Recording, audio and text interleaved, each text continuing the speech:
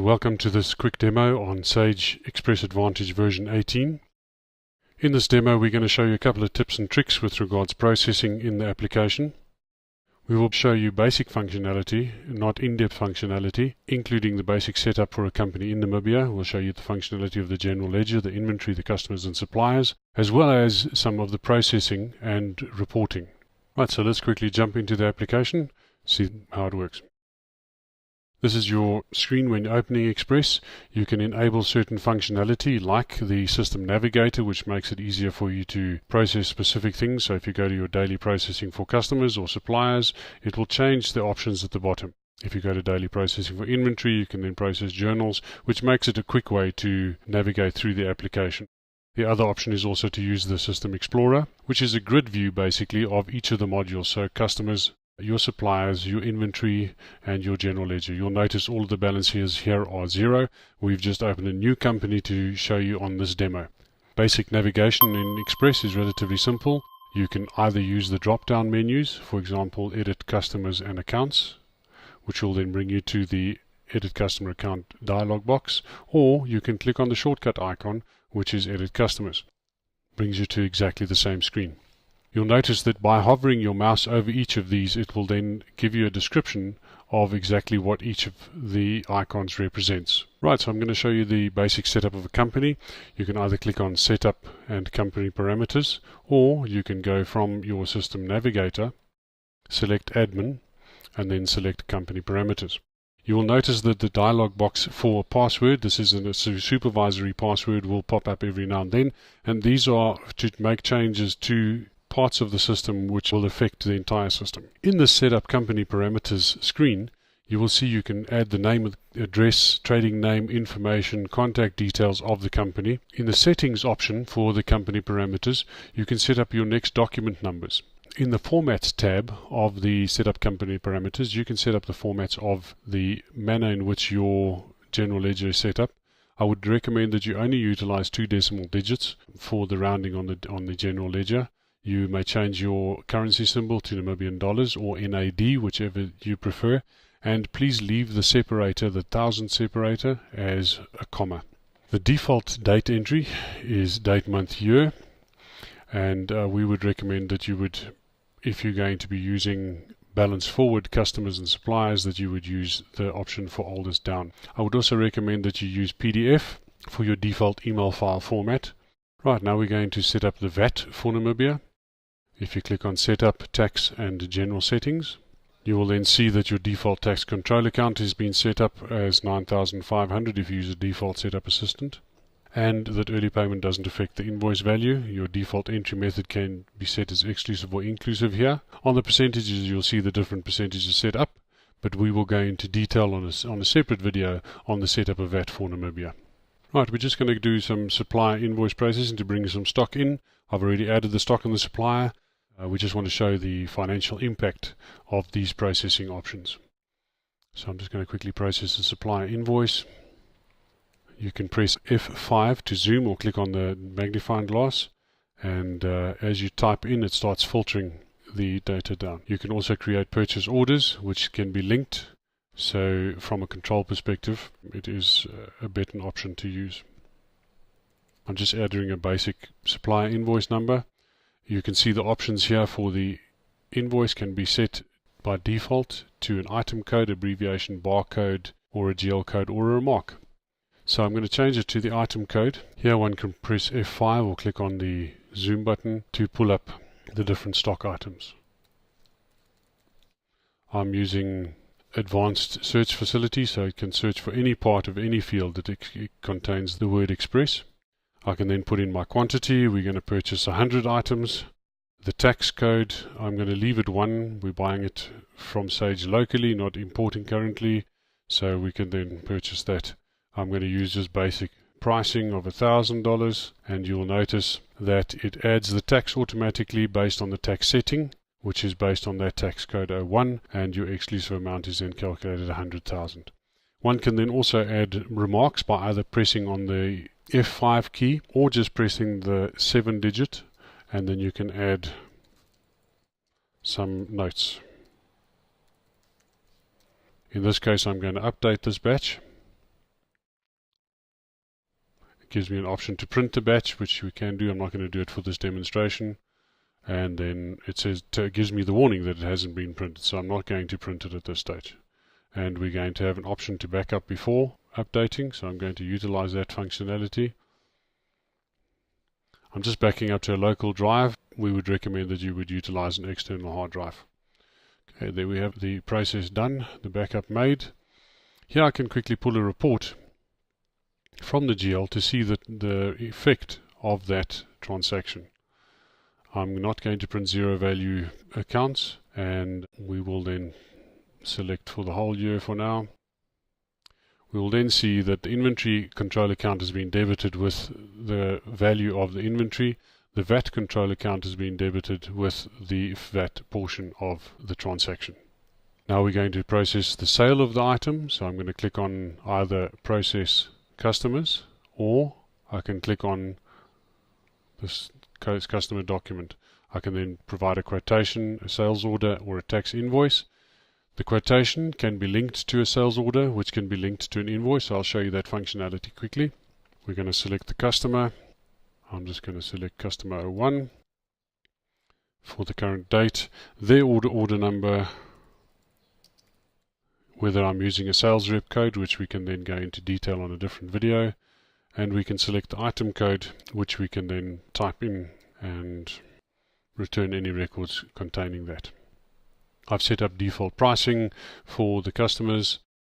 You can then search on Xpress for any of 3 different prices. I've set up a cash price, dealer price, and pharmacy price, so that will leave as a default. If the client then purchases that, we can then print the document for the client, which I'm not going to do to screen. The printing of the documents, whether it be purchases or customer documents, can be customized to include your company logo and most other details that you require. Right, now that we've processed a quotation, we can go straight to an invoice, for example. If we select that same customer, you'll be prompted that there was an outstanding quotation. So you can either choose to link that quotation now or create a new invoice. So I'm going to choose to link the quotation. It gives me an option to zoom to any quotations for that customer specifically. I can then select which lines to link. In this case, I'm going to link all of them. And I'm going to delete the entire document because I'm not going to utilize that one again. These options we will go into detail with further processing videos. Okay, there we have a invoice with the VAT. If I click on next document, it'll prompt me to print. I'm not going to do so for the current version. And then I'm going to update that batch so that we can see the financial effect of that sale. And then again, just to view the financial effect, go to the financial reports and look at my trial balance. And there you'll see the sale is on the customer control account. There's VAT that is being generated as well, and it shows me my net profit because my value has been pulled through to the sales account. The cost of sales value for the item has already been generated because we're using fully integrated ledger and inventory, and your financial account is basically ready to view. Just from a reporting perspective, you have options to report in the general ledger. From your financial reports, you can pull an income statement. So I'm going to just pull a detailed one. You can include budget comparisons even in Xpress if you would like, and it shows you your budget value. Now in this case we don't have, so I'm going to rerun that, take out the budget value, and see it changes the layout. There it shows me my cost of sales was 1,000 for one item and my sales value was 1,800, leaving me with a net profit of $800. Again, from a reporting perspective, we have very little detail, but from your intelligence reporting, you can run, for example, a management pack, which will then show you your income statement and balance sheet. So I'm going to just run a management pack for now. This then gives you the options of what to run. I'm only going to run it to the 13th period for now, to include any transactions. The report runs relatively quickly depending on the amount of data on which the report is run. Right, once my management pack is run out, I can go to the menu and run any one of these reports. I've just done, for an example, a basic income statement. You can then minimize it, you'll see here the sales, which is correct, the cost of sales, which was $1,000 per item, the gross profit, which gives me the details. Everything that is reported, you can then either show either the zeros or non-zeros. That's all functionality within the application as well. I've pulled out a balance sheet as well, and you'll notice here, if I minimize it, it gives me my total current assets, my inventory plus my accounts receivable, gives me my GPs as to date, and my total current liabilities, which is the value of what's on my accounts payable, as well as my VAT account. So if I expand this, you can then see the total amount was VAT, which was the total VAT that we have put on our invoice, less the total VAT that is from the supplier invoice. So it's basically a reduction. Right, so moving on from the reporting, I'm going to just quickly demonstrate the cash book processing. We can go to the shortcut cash book entry, and then it automatically defaults into my payments and receipts, different options. You'll see the two different tabs at the top with different colors. I'm going to utilize the Pastel Bank Manager, which you get with the Sage Xpress Advantage, and import a standard CSV file which I have received from my bank download. I tested this previously, that's why it's giving me a warning. It'll give you a basic overview of what is being imported. I'm going to just select continue. Now these are the lines that are in that batch. The mapping that we can add, which is the powerful part of using the Bank Manager, is that it allows you to map future transactions to the same ledger accounts. Now it gives you an option. You'll notice here general ledger is G, customer is C, and S is for supplier. So I'm going to quickly just map a couple of those accounts so that we have them for future imports. Now my interest received is going to go to a general ledger account, interest received, and you'll notice that if I type it in, it starts coming up. I know that this is for my customer 001, so I'm going to start typing that in there, and you'll notice that it comes up with that EFT payment. That was what I made for my Sage software, and if I start typing in, it comes up. So it's quite a fast process to do this mapping in the first place. That's going to be a general ledger, and we're going to type in bank charges. Now the bank charges accrue VAT, so we can change that here as well to standard rated VAT.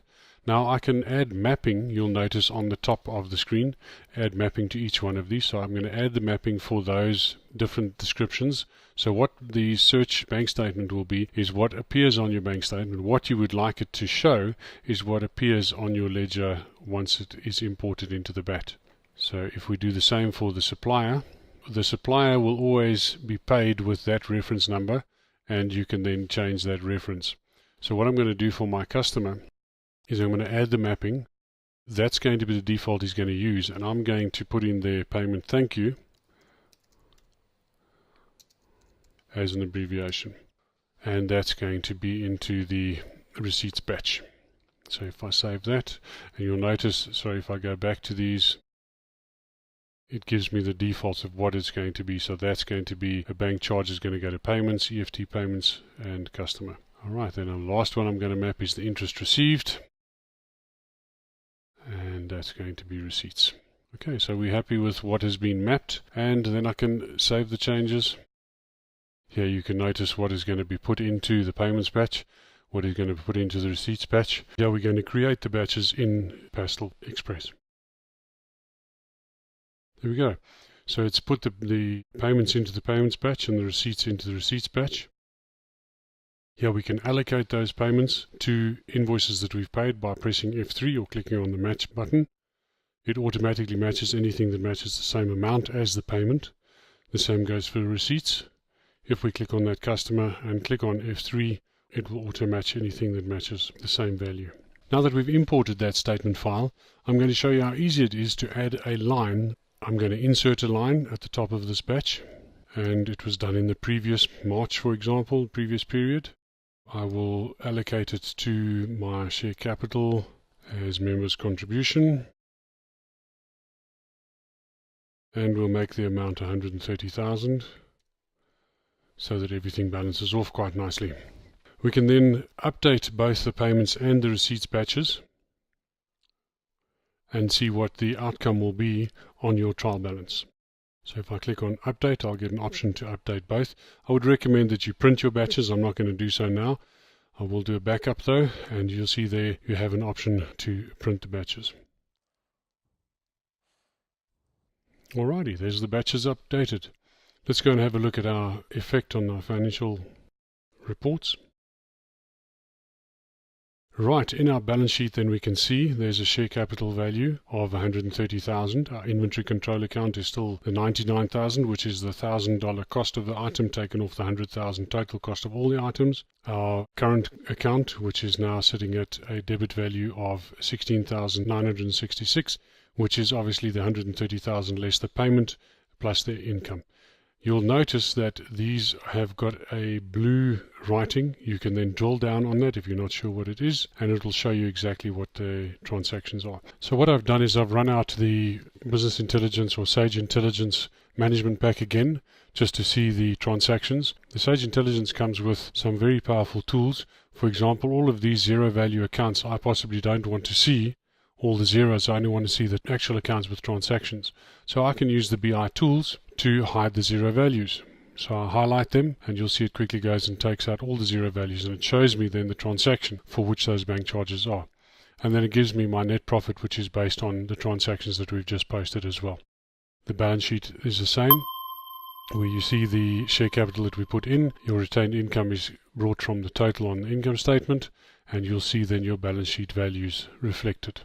They are in effect exactly the same as your balance sheet in Xpress as well. So if you pull the balance sheet in Xpress, you'll see I'm going to show no zero items, and I would like to print the detailed lines. So there we have the inventory control account, current account, VAT account, all of the totals, which then total up to the same values here. I trust that this demonstration has been informative and shown you how easy it is to work within the Sage Xpress version 18 package. Thank you for taking the time to watch this basic demonstration. If you'd like any further information or details with regards to the product, you're welcome to contact us at Windhoek 061 431 0000, or you can contact our sales department at sales@aztec.com.na.